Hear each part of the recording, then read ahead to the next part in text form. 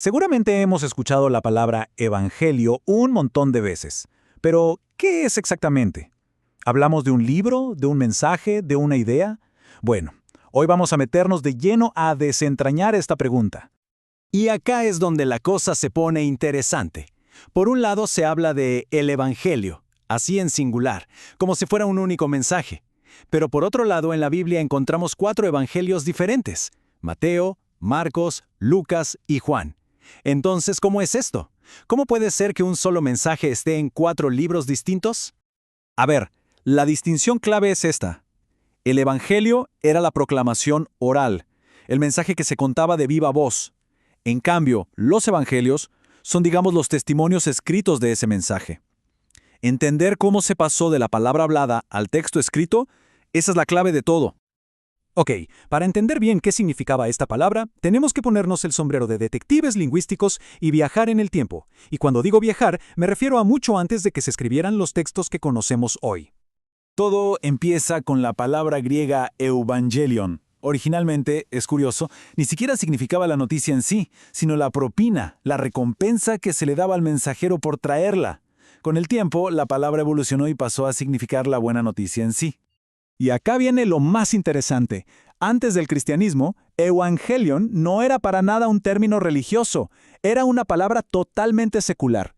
Se usaba para anunciar grandes eventos políticos, una victoria en la guerra, el nacimiento de un príncipe o, y esto es fundamental, la llegada de un nuevo emperador al poder. Y miren, este ejemplo es clarísimo. Esta es una inscripción del año 9 a.C. y se refiere al emperador Augusto como un dios cuyo nacimiento trajo buenas noticias al mundo. Esto era básicamente propaganda imperial. El evangelio del emperador era la noticia de su poder y su dominio.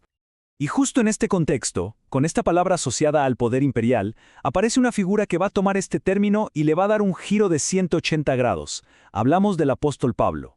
Él va a transformar el evangelio para siempre.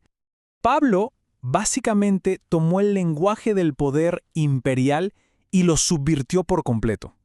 Él no iba a anunciar un emperador terrenal, iba a anunciar la llegada de un rey completamente diferente, uno que cambiaría las reglas del juego para siempre.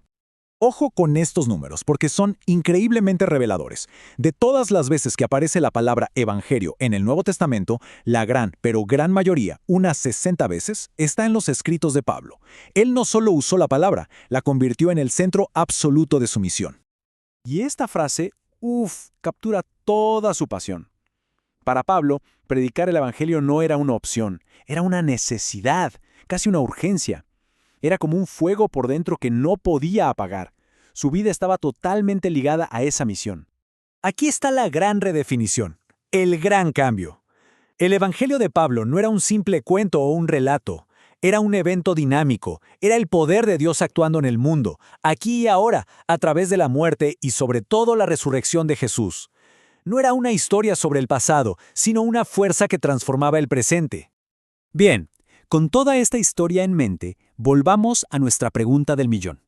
¿Cómo pasamos de esa proclamación única y poderosa de Pablo a los 4 libros que hoy llamamos Evangelios?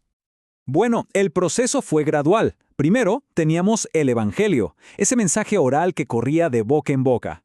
Luego, a medida que las comunidades de creyentes crecían por todo el Imperio Romano, surgió la necesidad de preservar ese mensaje. Y así, poco a poco, esa tradición oral se fue cristalizando en estos 4 relatos escritos.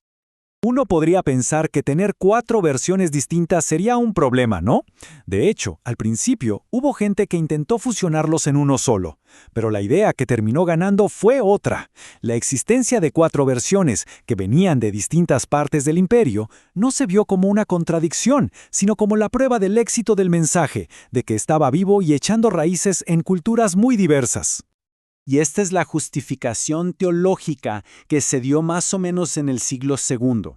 Ireneo de León dijo, si el mundo tiene 4 puntos cardinales y 4 vientos, es lógico, es apropiado que el mensaje que sostiene a la Iglesia tenga 4 testimonios. La pluralidad no era un defecto, sino parte del diseño. Entonces, ¿con qué nos quedamos de todo este recorrido? Pues que la palabra evangelio es mucho más compleja y dinámica de lo que parece a primera vista. No es tan simple como decir, es un libro. Hemos visto su increíble viaje. De ser una propina para un mensajero, a ser propaganda imperial, a convertirse en la proclamación del poder de Dios en boca de Pablo, y finalmente a darle nombre a los 4 textos centrales del cristianismo. ¡Qué evolución!